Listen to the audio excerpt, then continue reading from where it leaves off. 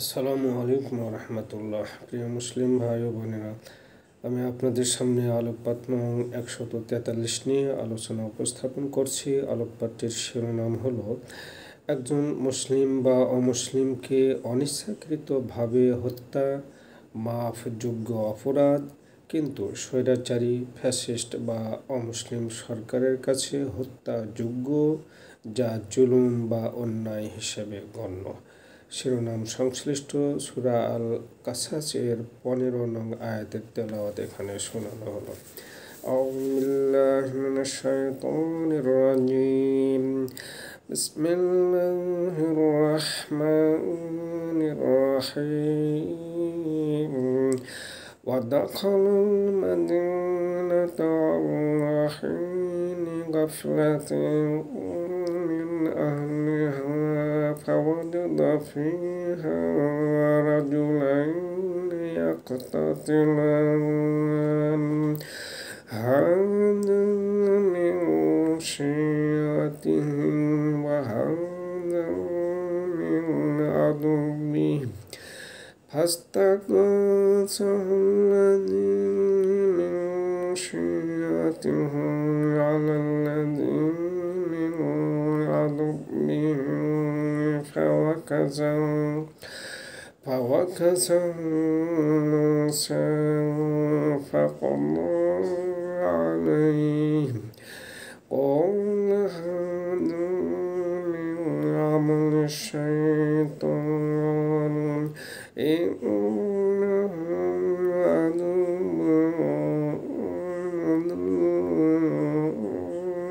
مبين।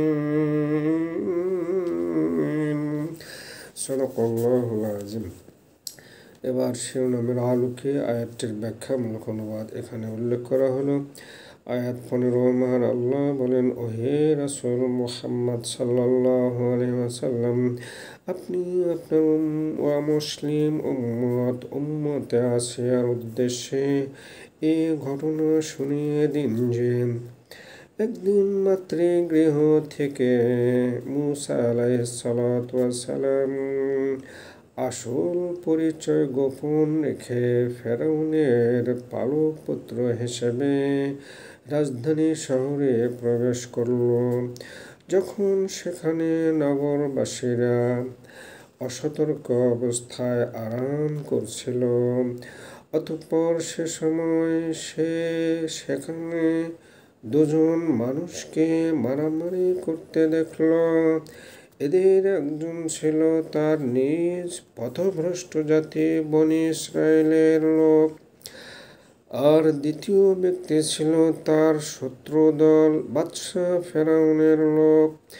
যে ব্যক্তি ছিল তার ধর্মীয় জাতির, সে তখন দ্বিতীয় ব্যক্তির মোকাবেলায় মূসাকে চিনতে পেরে তার সাহায্য চাইল।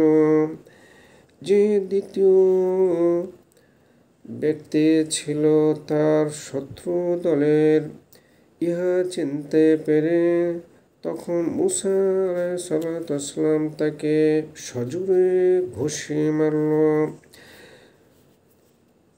এতে ধাক্কা ও হোঁচট খেয়ে তার প্রাণবায়ু বের হয়ে গেল। এভাবে মূসা তাকে অনিচ্ছাকৃতভাবে হত্যা করেই ফেলল। সাথে সাথে ভয় পেয়ে ও অনুতপ্ত হয়ে মূসা বলল, এটা আমার কাজ না।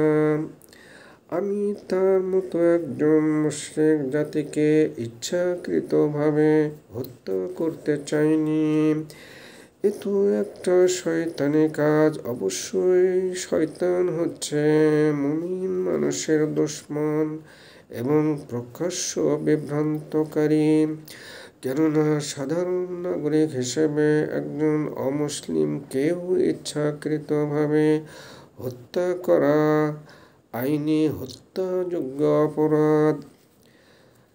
উম্মতি মুতিয়ার অন্তর্ভুক্ত মুসলিম ভাই বোনেরা, জেনে নিন ইসলামী দ্বীন ও শরীয়তের আলোকে মুসলিম বা অমুসলিম একজন সাধারণ নাগরিক কর্তৃক কাউকে ভুলক্রম বা ইচ্ছাকৃত হত্যার শাস্তি হত্যার যোগ্য নয়, বরং